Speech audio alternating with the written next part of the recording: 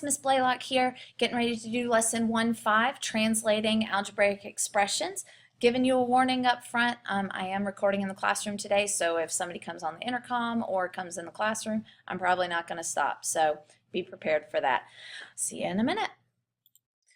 All right, welcome guys to lesson 1-5. We're going to be talking about translating expressions. This should correspond to page 11 in your Unit 1 packet.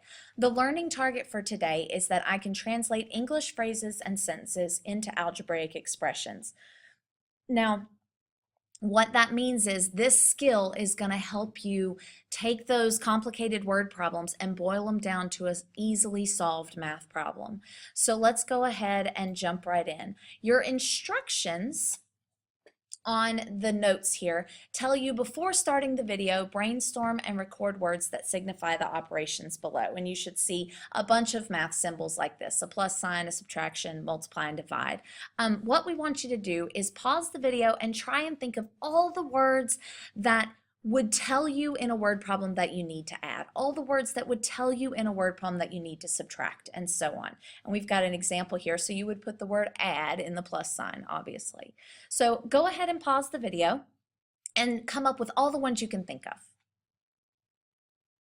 All right, so you should have some written down for each symbol. I'm going to show you some, not all of the possible words. I'm just going to give you some of the most common. So for plus, you should have at least these words written down. So if you don't, go ahead and pause and write them down. Sum, remember, stands for the answer to an addition problem. Total would also tell us to add. All of these would tell us that you need to add. All right, so let's talk about the subtraction. You should already have some brainstormed and written down, but I'm going to show you, again, just a few of the most common. And those are these right here: minus, less than, the difference of, less, decreased by, and subtracted from. Now, I do want to tell you right now, there are a couple here that we need to bring special attention to, and that is less than and less, because they kind of seem like they're the same thing, but in actuality, those work very differently. Less than is a special word that tells you that you need to flip the order. So for example, if I had 6 less than, 6 less than, let's say 10. 6 less than 10, you're probably already thinking, well, that equals 4. Because 6 less than 10 is 4. But notice in your head what you did is you flipped the order of those numbers and did 10 minus 6.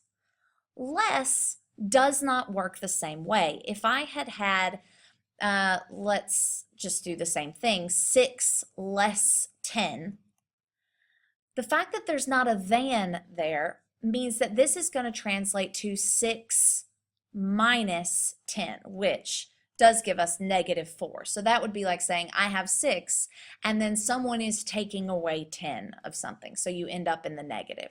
Okay, so do pay attention to that less than and less, because those math teachers are mean and they like to use those because we know that they're tricky. All right, let's go ahead and move on to multiplication.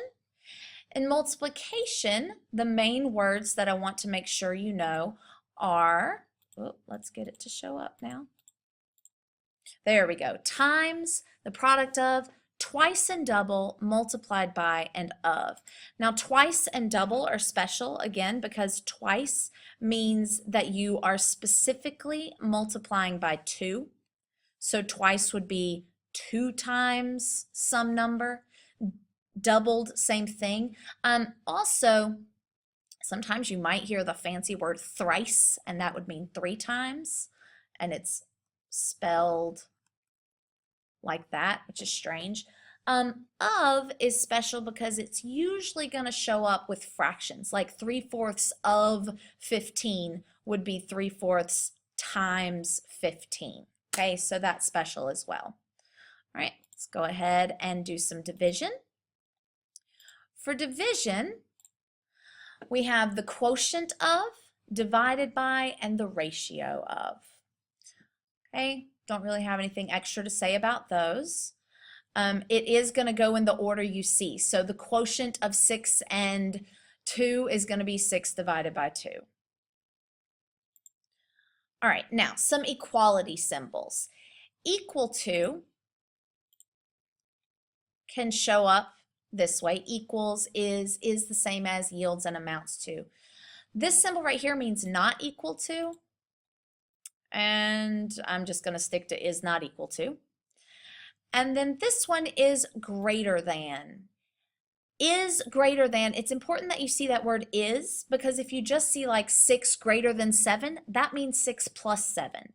6 is greater than 5 would mean 6 and then the greater than symbol 5. Okay, so that is really important when you're trying to decide whether it's just an addition or a greater than. All right, over here we have greater than or equal to, or is greater than or equal to, and also is no less than. Because if I say 15 is no less than x, then that means 15 is greater than or equal to x, which is kind of backwards because the greater than and less than sometimes confuses people. All right, here, this is less than. Again, make sure you're paying attention to that is, because if there's not an is, then we just talked about the fact that less than means subtraction.